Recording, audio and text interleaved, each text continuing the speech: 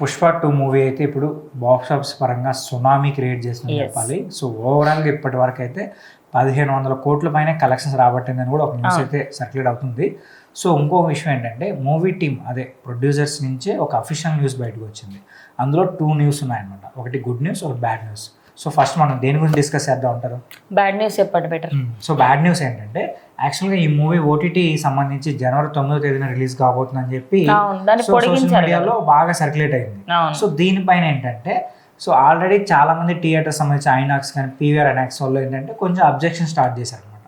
So మీరు ఎంత త్వరగా ఓటీటీకి ఇవ్వడం కరెక్ట్ కాదు, ఓటీటీలో ఇచ్చేస్తే థియేటర్లో మేము డిస్ట్రిబ్యూటర్స్ సంథింగ్ బయర్స్ ఉంటా సో కొంచెం నష్టపోవచ్చు, అప్పుడు అంత త్వరగా ఎందుకు ఇస్తున్నారు ఓటీటీకి అన్నారు.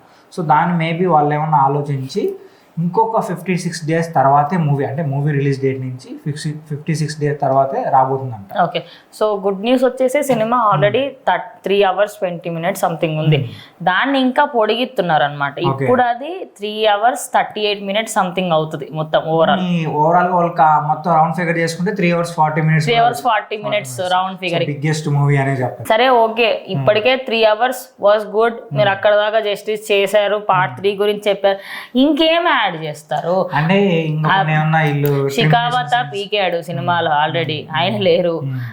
వాళ్ళకి సంబంధించిన కొంతమంది వాళ్ళకి నెక్స్ట్ శ్రీవల్లికి సంబంధించి ఇంకా పార్ట్ 3కి ఒక ఎక్స్పెక్టేషన్ ఏదో పెట్టారు, ఆయన ఎట్లా ఎదిగాడు ఏంటి, okay fine we accept, but ఎందుకు నాట్ నెసెసరీ. ఎలా ఫీల్ అవుతారంటే ఇప్పుడు కలెక్షన్స్ ఇంకొంచెం పెంచాలనుకున్నారు అనుకోండి, ఫ్యాన్స్ కి వేరే అవుట్పుట్ కూడా ఉంది మూవీలో, వేరే సీన్స్ కూడా ఉన్నాయంటే ఫ్యాన్స్ ఇంకొంచెం అండ్ ఇంకోటి మేబీ నేనైతే ఏమనుకుంటున్నా అంటే సినిమా మొత్తంలో మధ్యలో ఆ సీన్స్ యాడ్ చేస్తారేమో అనుకుంటున్నా, ఎండింగ్ లో కాకుండా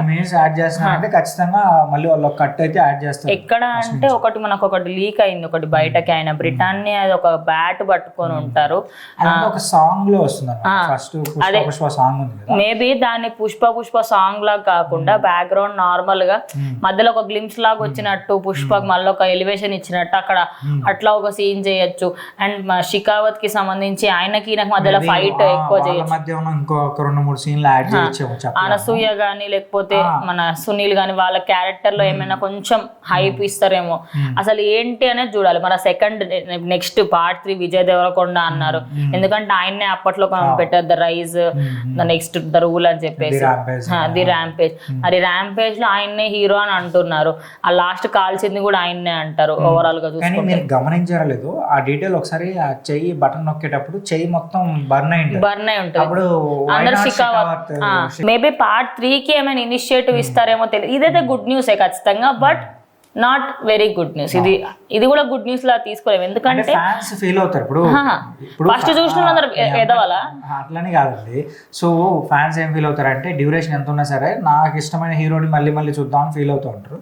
సో ఇంకొంచెం ఏమైనా కథలో వాళ్ళు యాడ్ చేసి కొన్ని సీన్స్ ఎక్స్ట్రా ఆల్రెడీ తీసే ఉంటారు, ఆ సీన్స్ యాడ్ చేస్తే చూడడానికి బాగుంటుంది. అది ఓటీటీలోకి వచ్చిన తర్వాత యాడ్ చేస్తే బెటర్ అని, ఎందుకంటే యానిమల్ కి కూడా మనం కొన్ని యాడ్ చేశారు లైట్ గా, అందులో మనకి బిఫోర్ దేవరాజ్ సంబంధించి కూడా ఒక సాంగ్ తర్వాత యాడ్ చేశారు, అది కొంచెం తొందరగానే యాడ్ చేశారు. 15 రోజులు అయిందండి, ఇప్పుడు యాడ్ చేయడం కరెక్ట్. ఎందుకంటే ఇంత మంచి రికార్డ్ సంపాదించిన తర్వాత ఇప్పుడు నేను ఎట్లా అంటే సపోజ్ నాకు ఆ సినిమా నచ్చింది అనుకోండి, అదేంటి నేను మీరు ముందే ఎప్పుడు నేను ఇప్పుడే చూసేదాన్ని కదా, నాకు ముందే ఎందుకు చూడడం. సో ఓవరాల్ గా నెక్స్ట్ పార్ట్ 3 గురించే చెప్తారని నేను అనుకుంటున్నా. మరి అది విజయ్ దేవరకొండ ఏమైనా అఫీషియల్ గా అనౌన్స్ చేస్తారా లేకపోతే షికావతే అని చెప్తారని చూడాలి ఇంకా.